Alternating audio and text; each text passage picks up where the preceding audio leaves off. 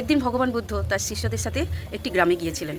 সেখানে যাওয়ার পর একটি লোক গৌতম বুদ্ধকে অনেক খারাপ খারাপ কথা বলে, অনেক বাজে বাজে কথা বলে। অনেকক্ষণ সেই সমস্ত কথা বলার পর লোকটি যখন চলে যায় সেই স্থান ছেড়ে, তখন গৌতম বুদ্ধকে তার শিষ্য জিজ্ঞাসা করে, প্রভু, তোমাকে যে ওই লোকটি এত কথা বললো, তোমার খারাপ লাগলো না? তোমার কষ্ট হলো না? তখন গৌতম বুদ্ধ শিষ্যকে বলে যে, তোমাকে যখন কেউ কোনো উপহার দেয় আর তুমি সেই উপহারটা গ্রহণ না করো, তখন সেই উপহারটা কার কাছে থাকে? তখন শিষ্যটি হেসে বলল, কেন, তার কাছেই থাকবে যে আমাকে উপহারটা দিতে এসেছিল। তখন গৌতম বুদ্ধ হেসে বলেন, হ্যাঁ, সেরকমই ওই লোকটি যে আমাকে এত কথা বলছিল, এত বাজে কথা বলছিল, আমি তো সে সমস্ত কোনো কথাই গ্রহণ করিনি, কোনো কথাই আমি আমার মনে জায়গা দিইনি। তাহলে সেই সমস্ত কথা কেন আমাকে কষ্ট দেবে?